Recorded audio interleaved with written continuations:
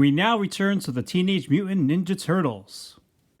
Looks like we got your weapon. Yeah, now you are dead, Turtle. Yeah. Oh no, is this the end of Michelangelo? Oh, dude. Well, hey, Michelangelo. Sorry we were late. We were off getting your favorite pizza. Whether you're on the prowl for some ninja pizza or cruising over an army of foot soldiers, there's only one vehicle you need for the job. Hi, I'm Gary from Raz Rentals, and in this video I'm going to talk about the awesome and amazing Teenage Mutant Ninja Turtles Party Wagon. The Party Wagon burst onto the scene in 1988, along with the first wave of the Ninja Turtle toys and a decent amount of other vehicles. In the cartoon, the Party Wagon first appeared in the episode A Thing About Rats, and in that episode it actually starts out as Baxter Stockman's van, and then after Baxter Stockman is arrested, the Ninja Turtles steal it, and in the episode that follows, Hot Rodding Teenagers from Dimension X, they take it back to Baxter's lab, and while they're at his lab, they steal more of his equipment to put into this, and, you know, change it up into this awesome mutant attack vehicle.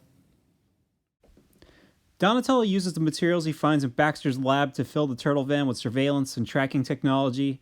He boosts the van's defense and adds offensive weapons like machine guns and whatnot. You know, everything the turtles need to hunt down the Technodrome and battle the Foot Clan. Not only is Donatello the smartest turtle, he's also the strongest turtle. In that episode, he rips off a full side of the turtle van with his bare hands, so he can add that swinging door. Don't mess with Donatello, man. He's stronger than he looks. I never had the Party Wagon as a kid, but boy did I want this thing.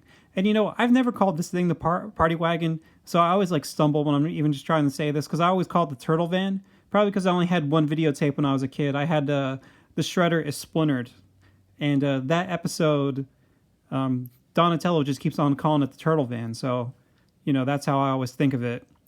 In my opinion, this thing really captures that Batman kind of vibe, you know, where you're capturing the theme and sort of the zaniness of the turtles, and you're putting it into this inanimate object, and you know, this fits the Ninja Turtle line perfectly.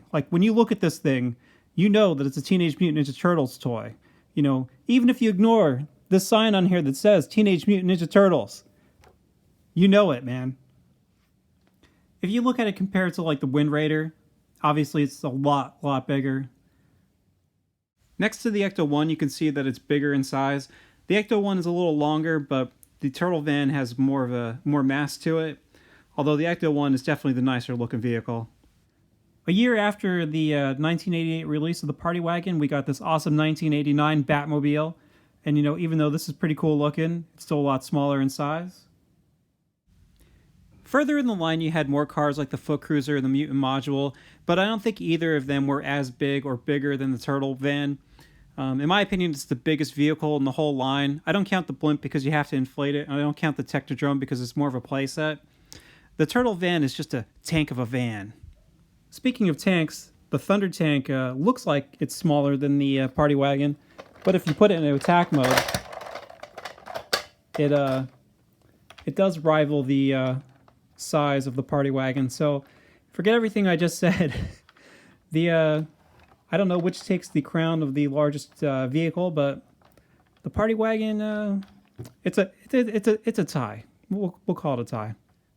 The Party Wagon pretty much just looks like a mutated Volkswagen van, and you know, I'm sure they got this idea because in the original Mirage comic books, April O'Neil owns this kind of van, and they drive around in it. And you know, even if you look at I never looked at this before, I never really compared them, but if you look at the curve here around the emblem, you know, that's the same. The placement of these lights is exactly the same, you know, so there you go with that.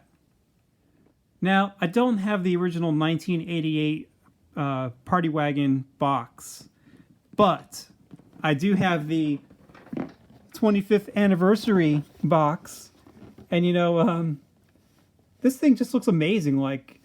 You know, they keep on reprinting the same crap all the time, and you know, I guess maybe it's our fault because we keep on buying it, so they keep on reprinting it. You know, how many copies of Ninja Turtles #1 do you need? I don't know. I probably have like 20 of them, all different copies and, you know, prints and all that kind of stuff.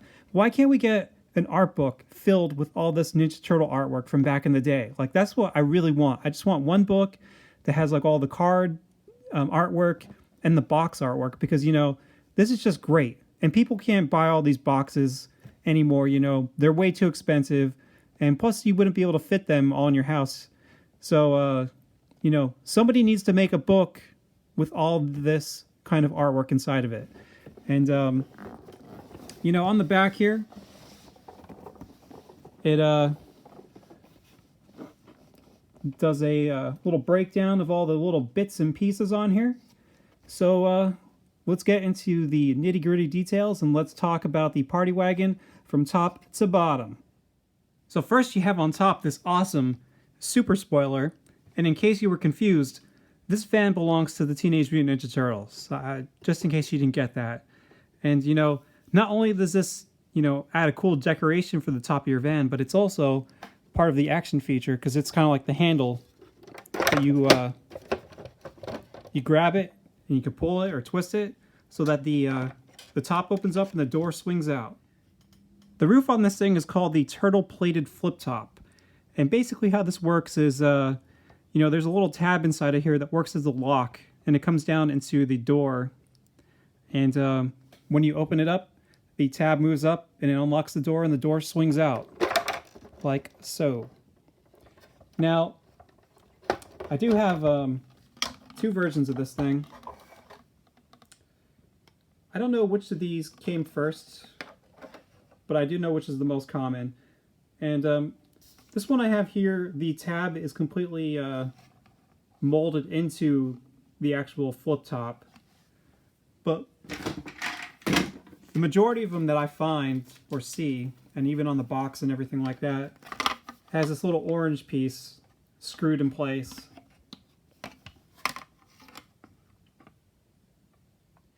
I bet when they designed the flip top on the Party Wagon, they only designed it for two purposes.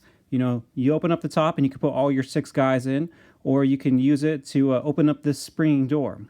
I bet that they never intended for it to open up and for the turtles to jump out. And I'm sure when you got this and you were playing with this, you remembered the cartoon and you were thinking, well, I'm going to open this up so my guys can jump out. Like, that's one of the most memorable bits in the Ninja Turtle intro.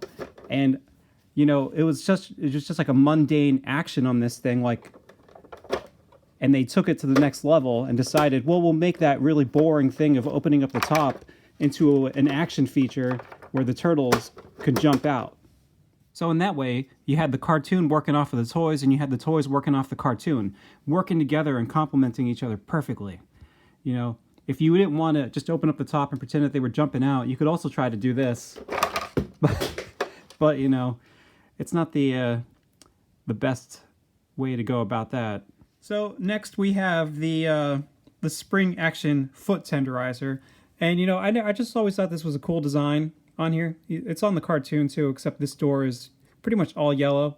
But I always thought this was just like a cool design, but now my understanding is it's probably there to be like sort of like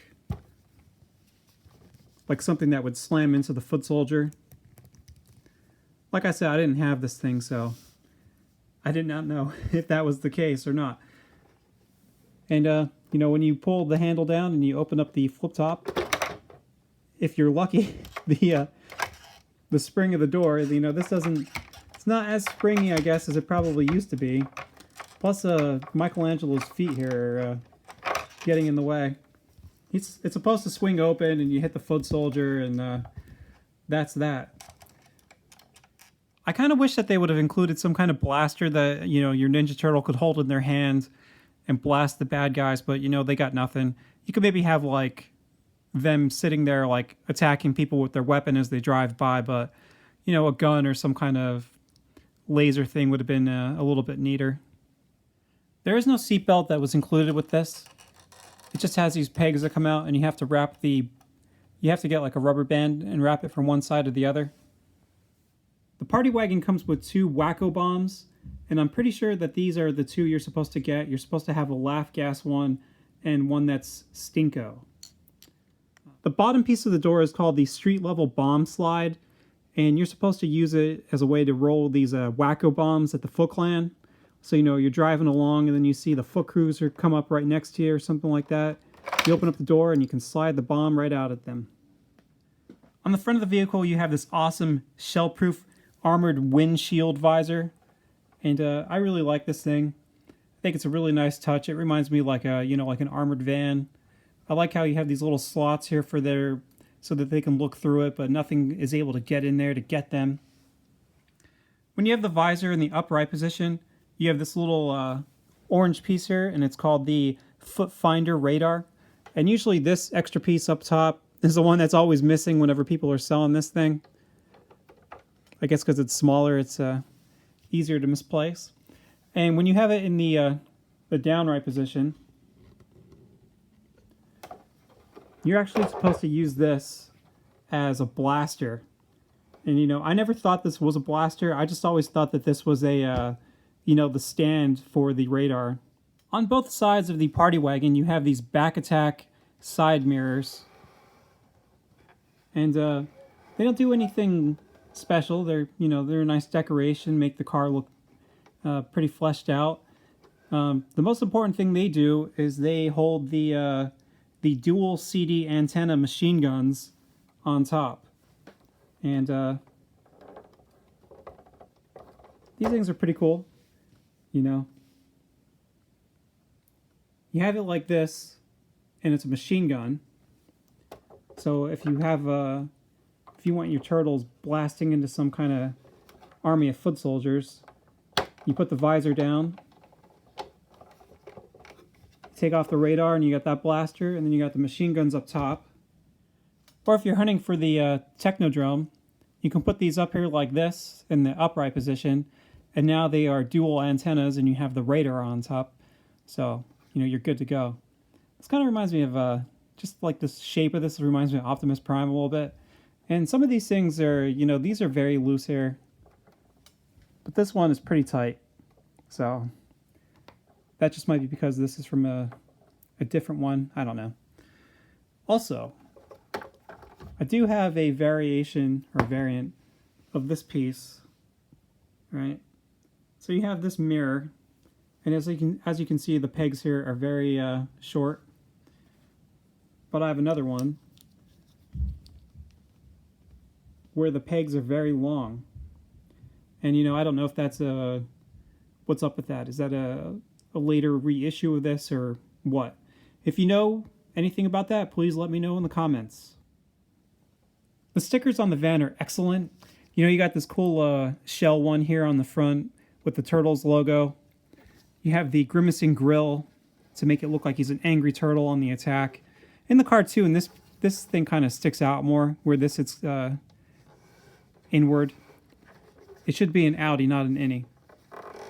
On the side, you have these cool like spray paint logos, like boots the foot and foot stinks. On this side, you have the it's party time logo. Mine's a little messed up, as you can see. And on the back, you got this cool muffler with all these, you know, wires and stuff in it. All of the pretty much all the windows are stickers, except for the you know, the door windows and the front windows. Now, some people think that maybe you should have like a piece of plastic here, like maybe originally should have came with a clear plastic.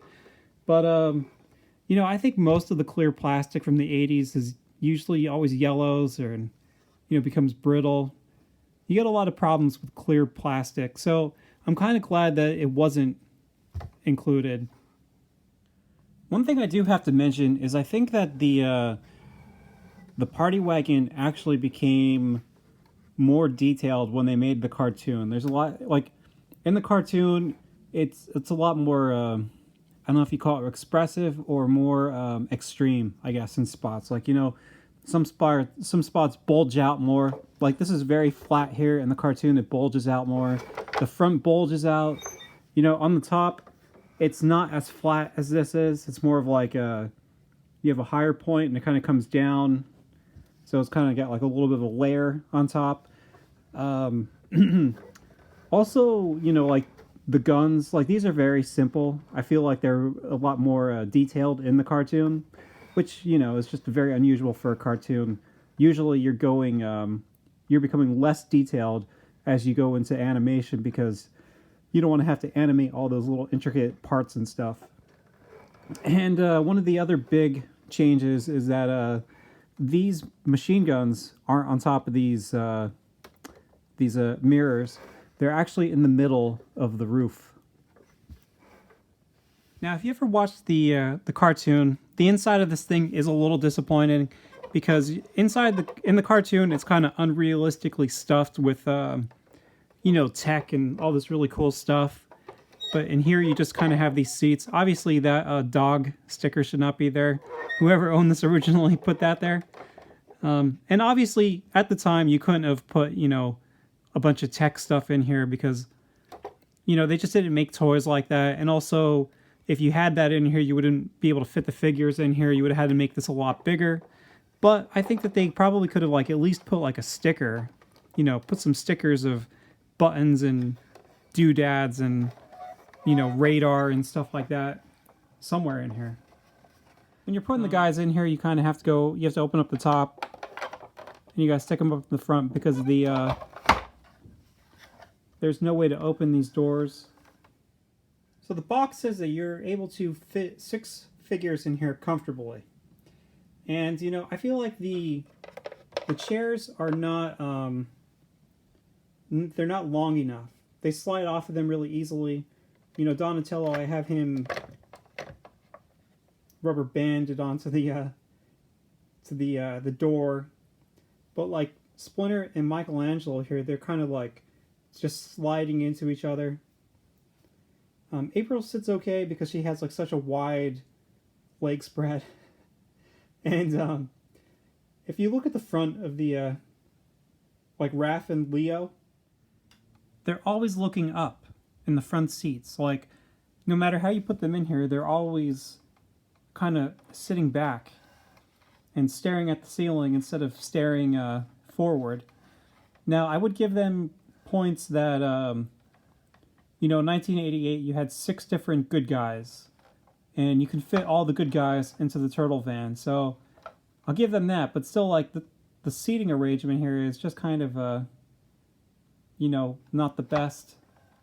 So here's some collecting tips if you're planning on getting one of these in the future. Make sure you get this thing complete to begin with. You know, especially this little piece, you want this and this. You know, I used to think that if I got something that was incomplete, I could get the, you know, the rest of the pieces later on. And, you know, that's not always the easiest thing, especially now because prices keep on going up and up and up. So get it complete and you will save some money. Number 2, make sure you check out these tabs. Make sure you can either find them in a picture on eBay or, you know, ask the person, how's the tab on the roof here? Because sometimes people don't take pictures of these, or, you know, they know that it's broken and they just choose not to tell you. So make sure you find out, because you can replace these orange ones sometimes. But, you know, it's just a very easy thing to keep an eye out for. And lots of times these break. Third, make sure you keep an eye on this thing. Lots of times this piece will be broken off, and if the bottom tabs here, if they're broken off, the door won't stay in place. So you want to make sure that this piece is intact. Now, also, sometimes these doors can come in different sizes. And I had a door that was, I think it was like nicer, or for whatever reason, I was just checking it out. But the width here was bigger than this thing. And I accidentally cracked this. So you can see how it's cracked along the tops, or the top and the bottom. Before that, it was perfect. So of course, you know, just screwing around, just being curious, it had a problem. And, you know, this is not the easiest thing to replace. You can replace it, but I don't suggest it. Also, this does usually it is dark orange, but mine is faded for whatever reason. You can replace it, but it's not the simplest thing in the world. You have to pull apart these wheels. You might be able to get past the ones in the front, but the ones in the back, you definitely have to pull them apart in order to get it to the screws that are all the way up there, so that you can take this apart and replace this piece. Also, another problem is that this thing starts to droop after a while. When I have this thing on display on my shelf, I kind of put something underneath here, up against the side, so that it has some kind of support on the chair and keeps it in place, so that, you know, gravity just isn't constantly pulling this thing down more and more. And my final piece of advice for you is just to keep an eye on the stickers here. Like, most of the times these are in pretty decent shape. Even on the side, it's usually nice. I don't know what happened here. Looks like some kid was scratching it. The biggest issue that you usually have is wear on this Grimace grill, or grimacing grill. Probably because people were smashing them into, you know, foot cruisers and action figures and stuff like that. So just keep an eye on that. Also, sometimes in the later releases of this, like I have that 25th anniversary Party Wagon, and they don't have the sticker on this this little part on the bottom of the door here. One thing you may have been wondering is, do the NECA cartoon figures fit in the Playmates Party Wagon? No, no, they don't. You know, I have a hard enough time fitting that guy into that driver's seat. Like, they are too long, and you can't really fit them in the hole up top to get them in there. You know, I guess you could try to sit him in the back, but his head is too big. So, no, they are not compatible. The Party Wagon made a huge impression on every kid back in the day. It's as classic as the Turtles themselves. It was on t-shirts, stickers, it was in video games, it was in the cartoon. Even in the new 2012 series, they made a new version of the Party Wagon. It's huge. So overall, I love this thing. I think it's great. You know, I think it was awesome back then, and it's just as awesome now. You know, it looks really cool set up on your shelf. You can have like your foot soldiers climbing on it, pretending that it's like, you know, speeding down the street and all these guys are trying to break into it and fight the turtles, but you know the turtles are going to win. Or you could have it set up so that you have the van either racing or, you know, about to have some kind of conflict or battle with the foot cruiser or the mutant module. Your possibilities are endless.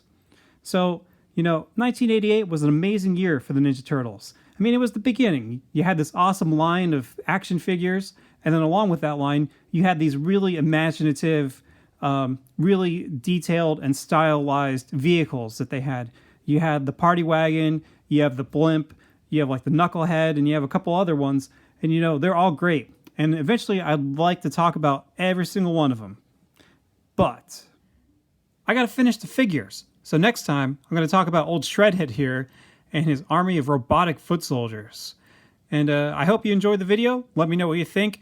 Let me know if you have any information about the different variants of these, you know, these pieces that I was talking about during this video, because I would love to know. And I'll talk to you later. But first,